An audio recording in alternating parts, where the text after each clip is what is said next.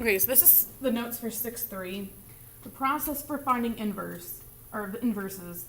So our process is to write out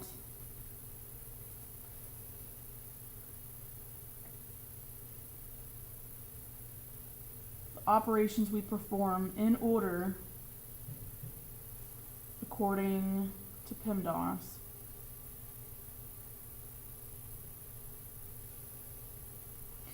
Then we switch the order and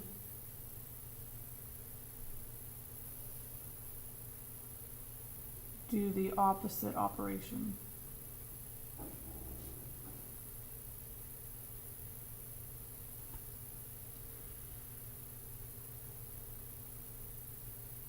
So this one says to graph that function. So I know it went down 9, so my inflection point is down here at 0, -9.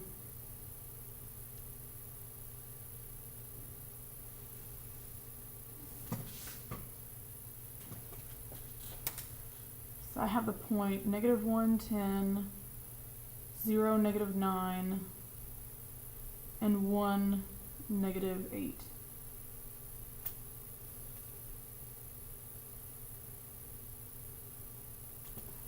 So then it's a difference of 1, so I need to, the next difference is going to be 7, so I'm going to be here at -1.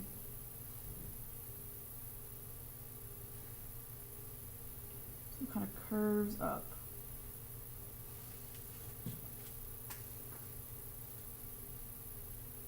So the attributes of f of x, I know the the y-intercept. So the y-intercept is the inflection point, 0, -9. My x-intercept looks like it crosses kind of close to 2. It's going to be 2 in some decimal place. I can find that in the calculator. So the inverse of this function, I'm going to write out my steps for f. I have a cube, I have an exponent, and I have a number, so I have 2 operations, I cubed, and then I subtracted 9. So on the inverse, I'm going to start the last operation, so I switch the order. Last operation is my first operation, and I do the opposite operation. So minus, I'm going to add. Cube, I'm going to cube root. So that tells me f inverse is going to be x plus 9. I take the cube root of that. So x plus 9, I went to the left 9. So my inflection point is 0, -9. I'm sorry, -9, 0. Backwards today.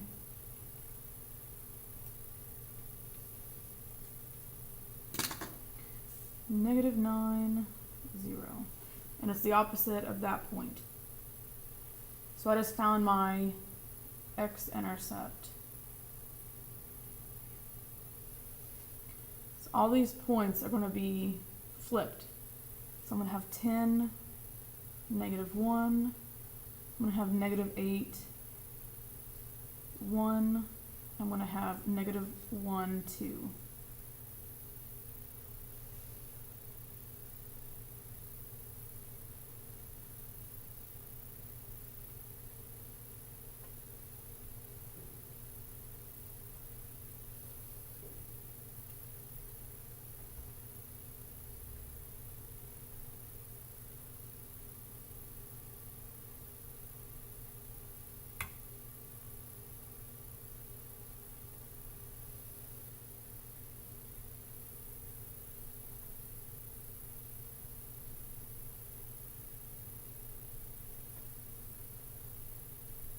What's that negative? So that's going to be -10.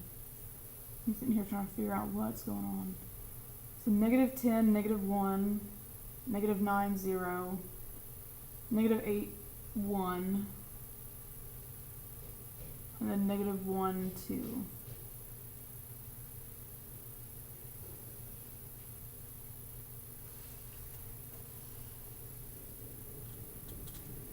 and it crosses the y-axis right about 2 something, and I'll find that in the calculator. So I can see here that my y-intercept of my function is the x-intercept of the inverse. The x-intercept of my function is the y-intercept of my inverse. So the x and y-intercepts flip when you go from the original to the inverse.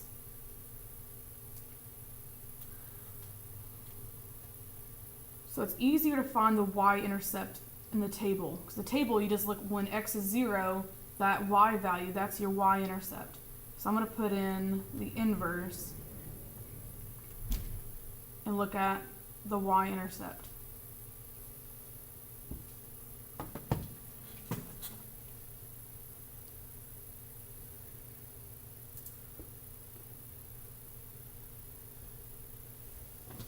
So it says when x is 0, my y is 2.08.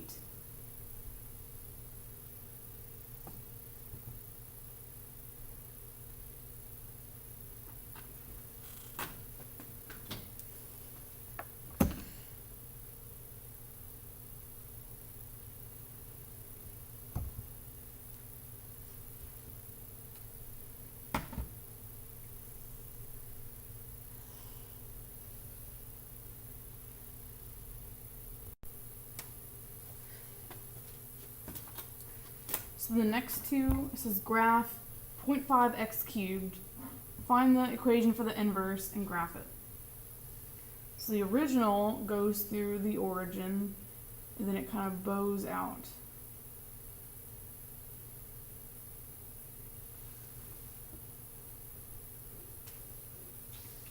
So in the inverse, let me write my chart. I have a number and an exponent, so I have 2 operations. So I cubed, and then I multiply by 0.5. When I multiply by 0.5, which is the same thing as 1/2, that's the same as saying divide by 2. So I really divided by 2. So now look at the opposite. I'm going to multiply by 2 and cube root. So my inverse is 2x inside the cube root. So the cube root of 2x.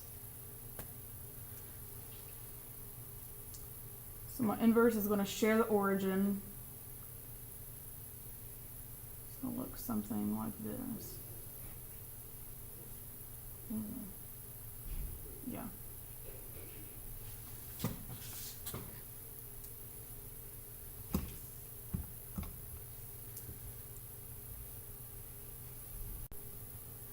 So the next one, I went to the left 3 and down 1. So my IP is -3, -1, and I kind of bowed out from there.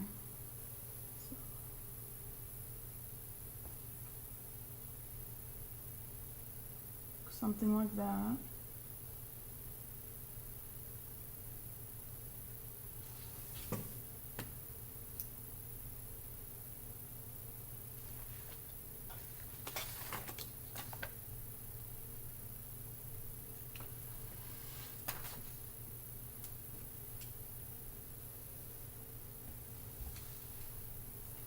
So when I write the inverse,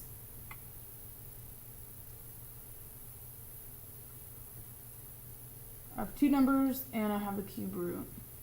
So I have 3 operations. So I'm going to add, the inside is what I do first. I'm going to add 3, then I'm going to cube root, and I'm going to subtract 1. So on the opposite, on the inverse, I'm going to add 1, cube, and subtract 3. So the inverse, I have x plus 1 cubed and subtract a 3. So here my inflection point's going to be at -1, -3.